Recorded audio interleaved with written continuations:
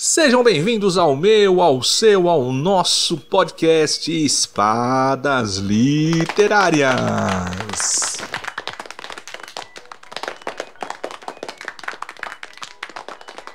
Hoje estreando nosso novo quadro, Grandes Astros Literários.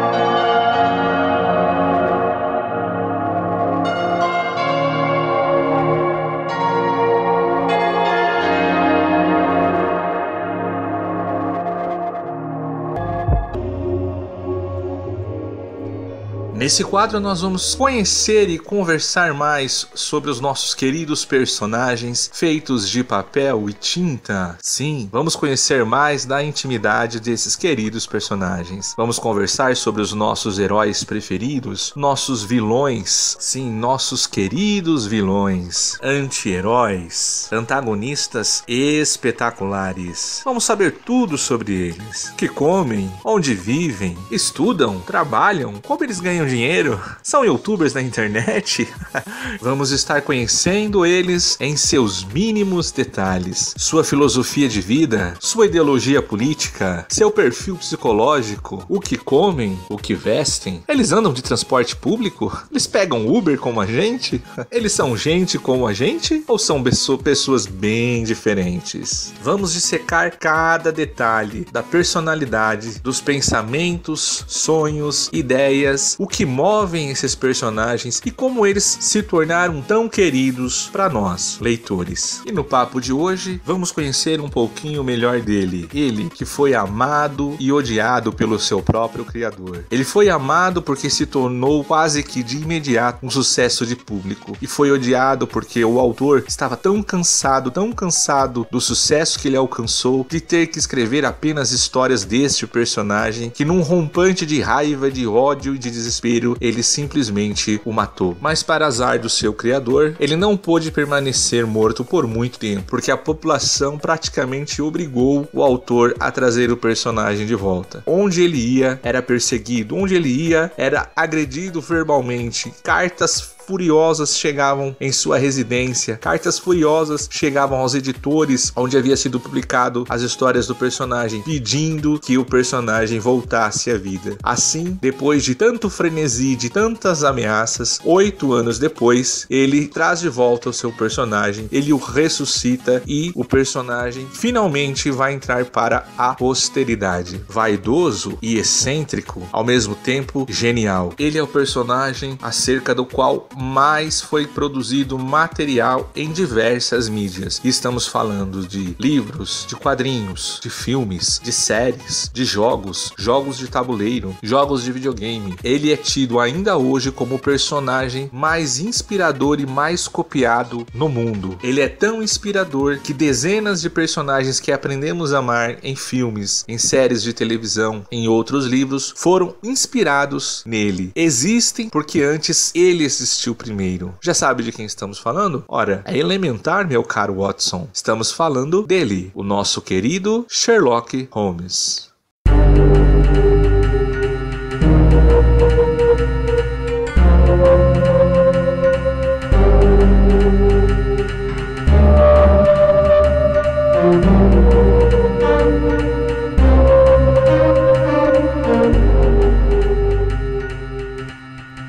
Sherlock foi criado por Arthur Conan Doyle em 1887, ou seja, em plena era vitoriana. É bom a gente lembrar que nesse período as histórias de Sherlock elas não foram publicadas em livros, né?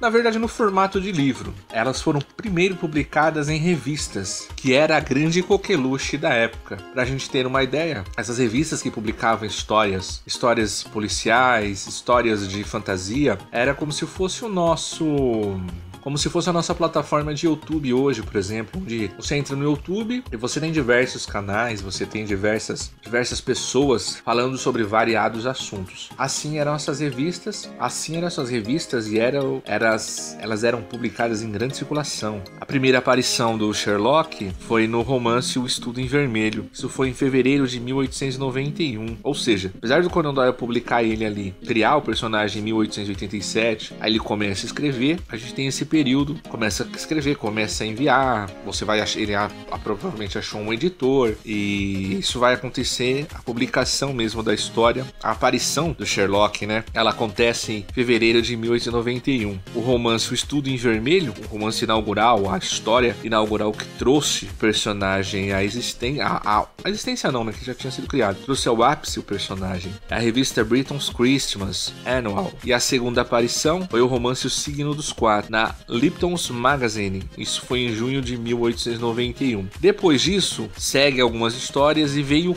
o conto O Escândalo na Boêmia. Esse conto teve tanto sucesso que a partir daí, Holmes ele começa a ser publicado na Strand Magazine, que seria, vamos dizer assim, a revista de maior circulação, maior periodicidade, a revista que tinha mais leitores, era, vamos dizer assim, a número um da época. Interessante que O Escândalo da Boêmia é a história que traz a famosa personagem mulher Irene Adler. Ela aparece nessa história e no cânone original, escrito por Conan Doyle, Irene Adler aparece apenas nessa história. E mais ainda, não há um interesse romântico de Sherlock por ela. A gente vê em outras adaptações que Holmes parece ter uma atração romântica, amorosa por Irene, mas na verdade não há. No cânone original, ela consegue enganar Sherlock, né? E ele tem uma grande admiração por ela. Ele começa a chamá-la de a mulher, não apenas uma mulher, mas a mulher, como tipo assim, nossa, aquela mulher, ela realmente me superou. Ele tem uma grande admiração por ela, mas Irene Adler aparece apenas nessa história. Ela não é assim, nos filmes, nas adaptações que a gente vê, a gente tem a impressão que ela teria uma importância maior, principalmente na adaptação do filme do Robert Downey Jr. Sim, a gente tem a impressão que havia um grande interesse romântico e amoroso de Holmes pela Irene Adler. Isso é uma adaptação dos filmes, não só do filme, o filme série também fez isso, mas não há. No cânone original, a forma como Conan Doyle descreve a personagem, descreve o evento pelo qual os dois, Irene Adler e Sherlock Holmes, conviveram aquele pequeno período juntos, não há interesse romântico. Na verdade, isso é só pra gente ficar tendo uma noção maior, e a ideia aqui nesse quadro é a gente conversar mais sobre o personagem mesmo, sobre o Sherlock, mas pra gente ter uma ideia melhor, né, vamos considerar que tudo isso aqui é uma pequena introdução ao personagem. Conan Doyle escreveu as histórias de Holmes até 1927. Ele escreveu 4 romances e 56 contos. Lógico que nos dias de hoje, se você fizer uma pesquisa na internet, você vai ver que existe muita coisa escrita sobre Sherlock Holmes. Andrew Lane tem uma série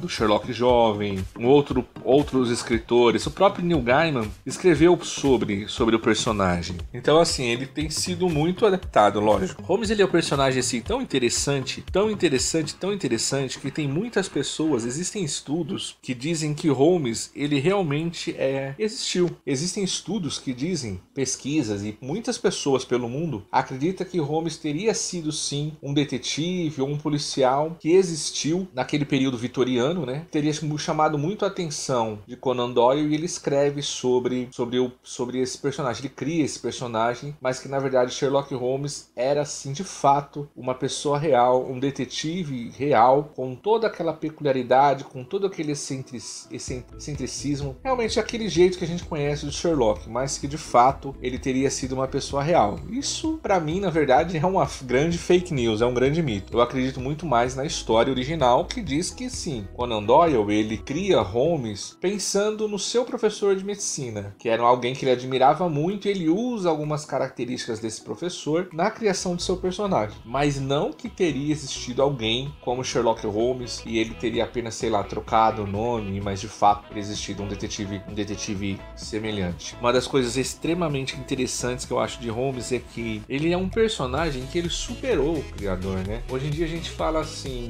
Sherlock Holmes, criado por Conan Doyle. Dificilmente você fala, dificilmente a gente lembra de Conan Doyle. Geralmente a gente ouve frases tipo, elementar, meu caro Watson, e as pessoas fazem de adaptação, não quer fazer uma graça, elementar, meu cara, elementar, minha cara. Mas a gente lembra automaticamente de Sherlock Holmes. Então geralmente você lembra assim, Sherlock Holmes. Quem que foi?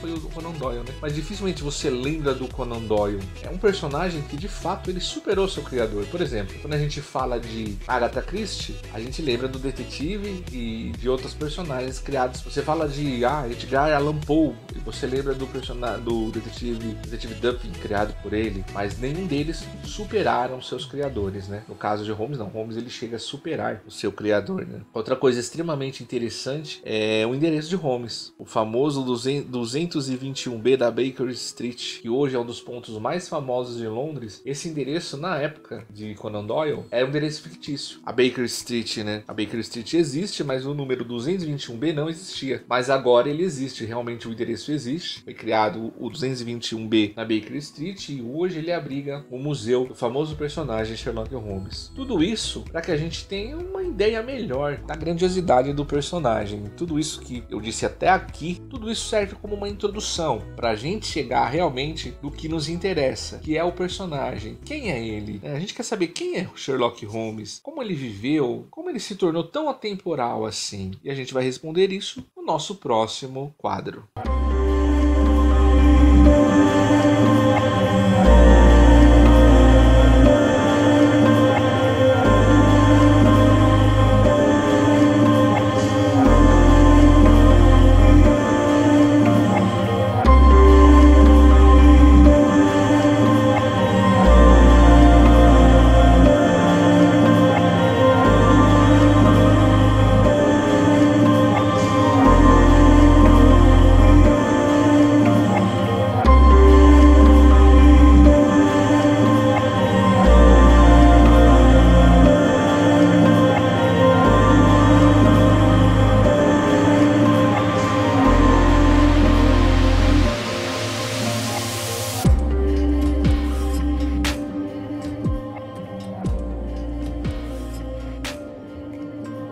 Sherlock Holmes ele é um detetive consultor. Ele trabalha auxiliando a Scotland Yard, também aceita casos particulares. O que é mais interessante é o seguinte, Holmes ele não trabalha para a Scotland Yard. Ele auxilia quando os caras precisam, quando a coisa tá meio difícil, ele auxilia. E ele faz isso com muito prazer. Uma das coisas que a gente percebe em Holmes é que ele gosta muito de, como ele é excêntrico e bastante vaidoso com os seus talentos, ele gosta muito de mostrar o quanto Lestrade e outros detetives da Scotland Yard estão errados. Normalmente a gente também vê uma outra coisa. Quando a gente vai ler as histórias do Holmes, a gente percebe que os detetives da época, eles eram bem preguiçosos para fazer a investigação. Enquanto o Holmes ele é um cara ativo, quando ele tá a trabalho, ele vai no local, ele investiga e ele observa a cena do crime, ele olha um lado, ele olha o outro, segue pessoas, a gente percebe que os detetives da Scotland Yard, eles não fazem isso. Eles têm preguiça,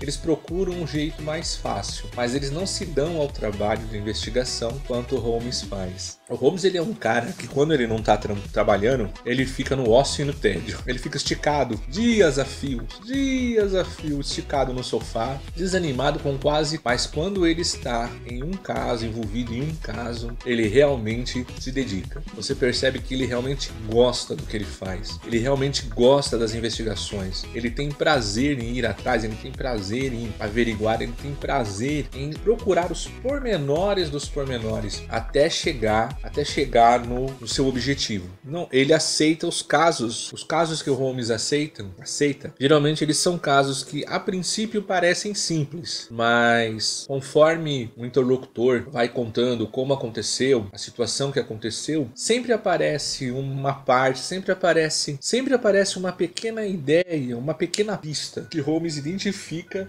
e percebe no ato que aquilo ali não é um caso tão simples e ao mesmo tempo, pelo fato de não ser simples, é o que para ele torna interessante. E é isso que eu falo, que eu acho muito interessante no personagem do Holmes, que ele não busca facilidade, pelo contrário, quanto mais difícil, Quanto mais complexo, quanto menos óbvio, é aí que ele se interessa mais. Um caso simples, um caso que óbvio, primeiro que para ele é muito fácil solucionar um caso simples. É muito fácil para ele solucionar um caso sem complexidade. A inteligência dele, o QI dele é tão elevado, é tão alto, que ele faria isso com muita facilidade. Então ele procura os casos mais difíceis, os casos mais extremos, que a princípio parecem simples, mas a gente vê com o desenrolar da história que se tornam bastante complexos à medida que Holmes vai investigando, e uma das coisas que eu acho legais dele é exatamente isso. Eu estou frisando bastante isso porque é o que faz de Holmes mesmo um gênio. Ele não é descansado, ele não é preguiçoso, ele não é, como a gente fala, acomodado. Ele traça um ponto no qual ele chegar e ele faz o que for preciso na investigação dele para inocentar não ia falar assim, inocentar a pessoa, mas não é só para inocentar a pessoa, mas ele faz o que for preciso para solucionar o caso. Até algumas situações e algumas histórias ele torce um pouco a verdade, ele torce um pouco as provas, ele até manda que de repente as testemunhas contem outra história para a polícia, porque ele quer chegar à verdade, ele quer realmente fazer a justiça, fazer o correto. É uma das coisas que eu acho extraordinária em Holmes. Uma coisa que é bom a gente lembrar é que Holmes, ele não é o primeiro detetive da literatura, ele não é. O detetive de Allan Poe vem primeiro do que Holmes, e outros detetives criados vieram primeiro. Apesar disso, sem sombra de dúvida, Holmes é o mais famoso. Enquanto lógico que nós conhecemos os detetives criados por outros escritores, mas nenhum deles alcançou tanto sucesso, é tão famoso e é tão atemporal quanto Sherlock Holmes. Por isso que nós não vemos atualmente muitos desses detetives da era vitoriana, praticamente ninguém conhece o nome deles hoje. A não ser uma pessoa que leia Edgar Allan Poe, que leia outros autores, vai ter lembrança desses detetives. Mas você não vê, por exemplo, séries, você não vê filmes, você não vê nada desses personagens. Eles não são atemporais. Além disso, além de ser um excelente detetive, esforçado, ativo, compenetrado, realmente alguém que não tem preguiça nem comodismo nenhum para fazer suas investigações, Holmes também ele sabe se virar muito bem na defesa pessoal. Ele é um excelente boxeador, é um excelente esgrimista, ou seja, sabe se defender. Ele é bom detetive, ele é o melhor detetive da história e ele sabe se defender. Se for preciso, ele sabe, e nós vemos algumas histórias onde foi preciso e ele sabe se defender. Ele luta boxe muito bem, ele usa a espada com muita habilidade e ele tem amplos conhecimentos em diversas áreas. Eu me recordo que no começo, a primeira história de Sherlock, quando Sherlock ele conheceu Watson, que é o biógrafo dele, né? Eles passam a morar juntos, vão morar juntos na Baker Street, e em uma dada conversa entre Holmes e Watson, ele começa a falar algumas coisas que ele gosta, o que não gosta. É interessante que o Watson ele começa a traçar um perfil do Holmes, e o perfil é muito interessante, porque ele fala conhecimentos políticos, poucos, conhecimento de literatura nenhum, conhecimento de astronomia nenhum, conhecimento de química razoável, conhecimento de anatomia muito bom, conhecimento de notícias, isso é muito interessante, conhecimento de notícias populares sobre crimes, excelente. Ele traça um paralelo, um perfil falando que ele não entende muito de política, que ele não entende muito de literatura, que ele não entende muito de astronomia, não entende muito de física, e vários assuntos ali pertinentes a conhecimentos gerais, enfim. Só que no decorrer das histórias é muito interessante que em diversos contos nós vamos vendo que Sherlock vai desmentindo isso. Existem histórias onde eles começam a conversar, Sherlock e Watson começam a conversar, e o Sherlock ele começa a falar de diversos autores da literatura, começa a fazer citações da Bíblia, citações da literatura clássica, citações até em latim. Em outras histórias ele cita grandes mestres da pintura, grandes mestres da música clássica. Em outras histórias também a gente vê ele lidando com questões políticas muito bem, lidando como funciona a monarquia em determinados países, como funciona a questão política em diversas outras nações. A gente vai percebendo que no primeiro contato entre Sherlock e Watson, a primeira semana que eles moram juntos, que eles estão morando juntos, e eles moraram juntos por praticamente quase 20 anos. Watson ele casou, mas depois de uns anos a esposa dele faleceu, né? Morou junto com Sherlock Holmes ali na Baker Street por 17 anos, casou-se, foi morar com a esposa na casa dele. Holmes continuou ali na Baker Street. Depois a esposa do Watson, ela veio a falecer e Watson ele volta e mora mais alguns anos com Sherlock, até a aposentadoria, depois acho que de de quase 25 anos de trabalho, Sherlock ele se aposenta e ele vai embora de Londres, vai para o campo, uma vida mais tranquila, que era a vida que ele queria na sua aposentadoria, né? Ele se torna apicultor na sua aposentadoria. Ele conseguiu fazer um excelente pé de meia, né? Ele trabalhou para muita gente importante,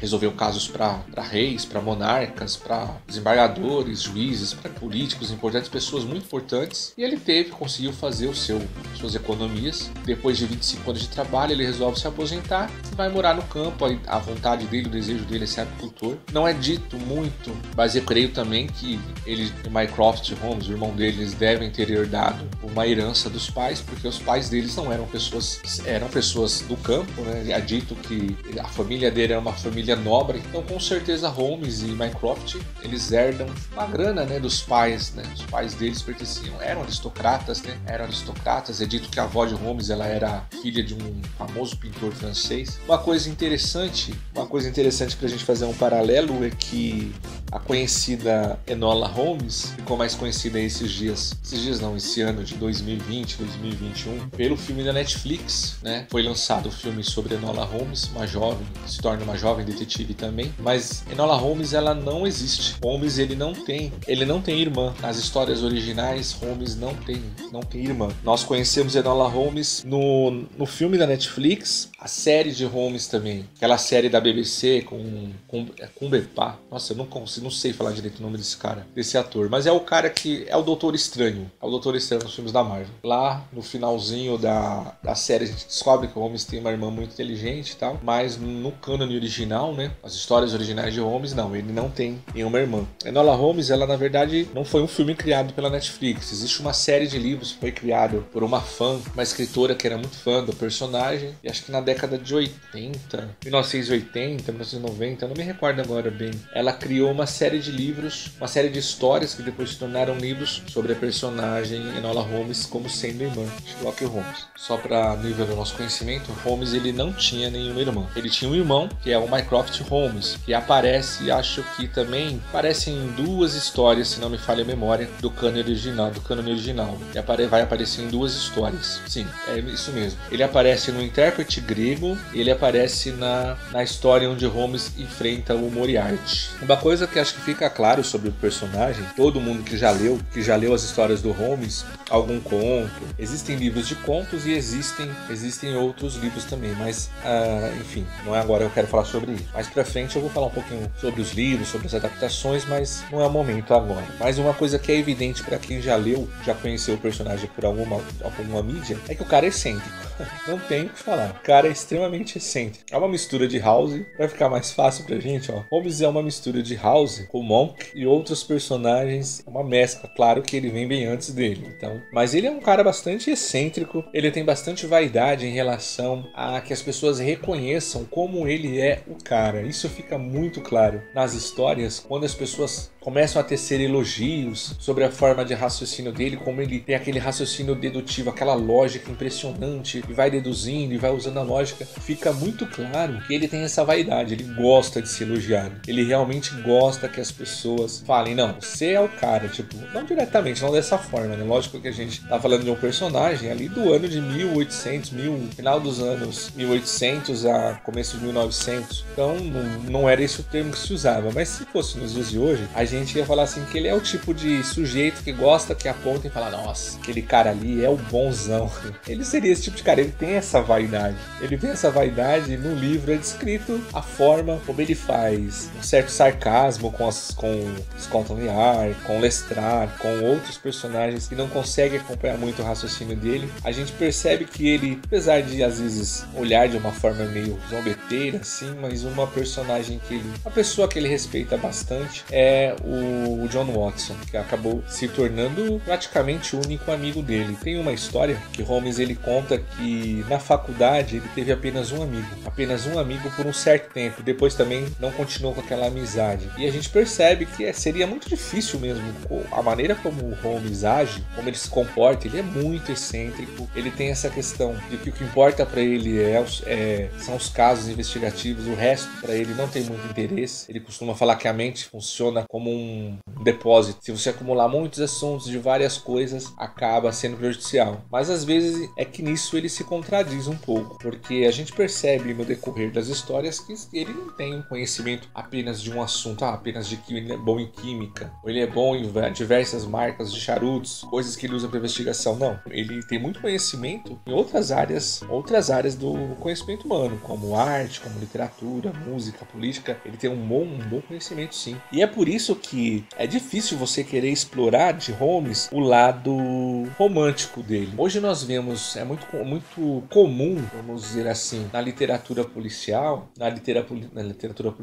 o cara que é o detetive, ele é o bonzão, ele é o bonitão. Geralmente o detetive é aquele cara bonitão, aquele cara atlético, ele manja de tudo, ele sabe de tudo, e ele é o James Bond da parada, ou seja, ele pega todas as menininhas. E a gente não vê isso em Holmes. Holmes, ele não tem nenhum interesse romântico. Não era muito comum na literatura policial da época. Não era isso que importava na literatura. Não era usado o romance como algo, como que eu posso falar, como um braço para agarrar o leitor, uma mão para agarrar o leitor. Mas algumas histórias, alguns detetives tinham sim o seu interesse, o seu par. Mas Holmes, ele não tem. Em nenhuma história de Holmes há da parte dele um interesse romântico. Isso fica claro quando a pessoa começa a ler as histórias do Sherlock. As pessoas, elas até talvez entrem com essa expectativa, né, de principalmente em relação a Irene Adler, que às vezes a pessoa vem pro livro já tendo visto uma série ou tendo visto um filme, e aí a pessoa vem com aquela ideia de que tem ali uma história de romance, tem um romance, a personagem da Irene Adler deve ser recorrente, e Holmes deve ser aquele cara apaixonado que nunca se declara, mas está sempre ali atrás dela e vice-versa. Mas não existe. Como eu disse anteriormente, Irene Adler é uma personagem que aparece em apenas uma história, que se não me falha a memória é Um Escândalo na Boêmia. Ela aparece apenas nessa história e ela consegue superar Holmes numa determinada situação, e ele admira por isso. A partir daquele momento, Watson fala que a partir daquele momento, sempre que ele se referia a Irene Adler, ele se refere a ela como a mulher, ou seja, ele coloca ela num patamar alto por ter conseguido cair ali pau a pau com ele dentro de um assunto que ele tinha que resolver. Mas não houve em nenhum momento uma admiração romântica, né? Eu acho que é por isso que alguns autores, alguns roteiristas imaginam, por causa dessa história, por causa dessa admiração que Holmes ele adquire pela Irene, muita gente pensou nisso, aqui pode ter um possível affair de Holmes, né? E desenvolve isso. Enfim, nos nossos dias é muito comum você querer que o detetive ele tenha ali o seu par romântico. Ou ele é um namorador, um cara que pega todas as garotas, ou ele é um cara que se apaixona por uma e vai fazer loucuras por ela, vai defender ela, vai defender ele, Mas com Holmes não acontece isso. Como a gente já pôde observar, ele é extremamente excêntrico, ele tem muitas manias. Nas histórias de Holmes você percebe que ele tem uma mania em relação às coisas dele, ele organiza bagunçando. Watson não chega a dizer que ele é um cara bagunceiro no sentido de ser desorganizado, não. Watson fala que existe uma bagunça nos papéis, nos documentos, na maneira como Holmes lidar com os objetos à sua volta, existe uma bagunça, só que para ele funciona de maneira organizada. É como se aquela história que é a minha, que a gente costuma falar, né? É a minha bagunça. Porque assim, a pessoa que olha e fala, nossa, tá tudo bagunçado. A pessoa de repente olha vou aqui usar um exemplo. A pessoa de repente olha uma estante de livros assim na casa de alguém. E a pessoa olha e não consegue achar uma lógica nenhuma. Vê que editora X está misturado com editora Y, livro pequeno tá no meio de livro médio, que tá no meio de livro grande. A pessoa não tem uma ordem nenhuma, nem de autor, nem de ordem alfabética, nem ordem de editora, nem ordem de tamanho, nenhum tipo de ordem. Normalmente as pessoas que gostam de livros, que têm uma estante, que gostam de colecionar, geralmente a gente adapta, a gente escolhe, né? A gente escolhe, ou você coloca mais comum, pelo menos, ou por autores, ou por editoras, ou por tamanho. Geralmente quem tem livros variados, por exemplo, 2 livros de uma editora, um de de outro, costuma organizar por tamanho. Quem tem muitos livros, por exemplo, tem uma série de livros de tal personagem, uma série de outro, costuma organizar por séries. Assim, existem algumas formas da gente organizar uma estante, uma biblioteca, mas imagine que a biblioteca de Holmes seria aquela biblioteca que tá lá, jornal, pega jornal velho, revista velha, livro novo, livro antigo, livro velho, e tá empilhado um em cima do outro de qualquer forma, até alcançando o teto, totalmente desorganizado. Só que para ele, pro Sherlock, existe uma lógica. Por todas essas coisas, todo esse excentricismo, não é? Bom, enfim, por tudo isso, a gente percebe que Sherlock, ele não tem amigos, ele não consegue fazer amigos. É muito claro durante as histórias do personagem que ele não tem amigos. Ele tem pessoas que colaboram com ele. Por exemplo, a senhora Hudson é a governanta da casa, que cuida das coisas da casa. Lestrade é um detetive que ele auxilia a pedido da Scotland Yard. Mas assim, amigos considerados pelo próprio Holmes, somente mesmo John Watson. E apesar que Holmes nunca disse isso diretamente a ele, mas existe uma história onde o Watson, ele leva acho que um tiro, se eu não me engano. E a forma como Sherlock fica desesperado, não desesperado no sentido de oh meu Deus, não morro, não. Mas o rosto dele, a fisionomia dele muda de tal forma com o que acontece com o Watson. O Watson percebe que Sherlock Holmes o vê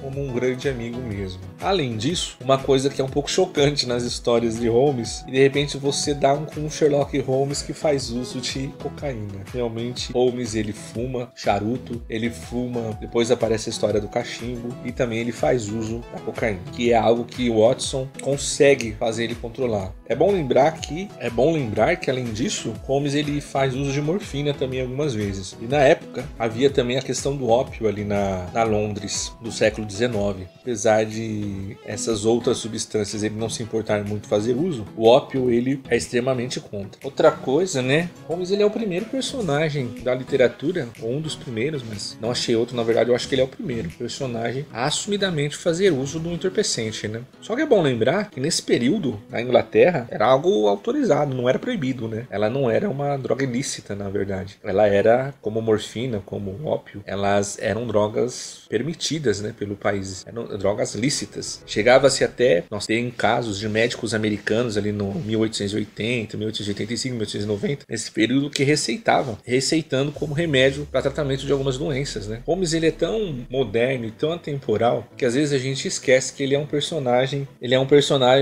da era vitoriana. O nascimento do Holmes não aparece não me recordo certinho nos livros, mas foi traçado como sendo no dia 6 de janeiro de 1854. Então nós vemos que ali as histórias dele que se passam entre 1887 e 1900 e pouco. Nós temos o Holmes aí na casa dos seus... Lógico que o personagem não envelhece, né, não envelhece tanto assim. Mas nós temos um personagem aí na casa dos seus 35, 38 anos mais ou menos, atuando de forma única, né? Forma única como ele fazia, né?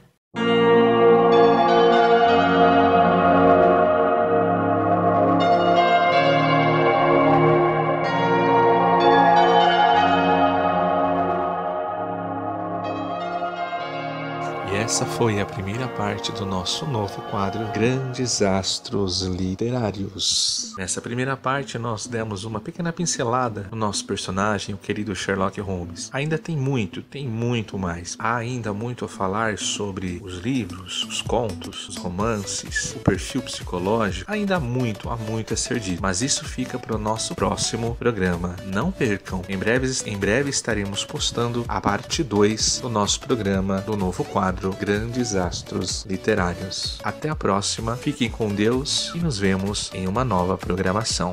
Tchau, pessoal.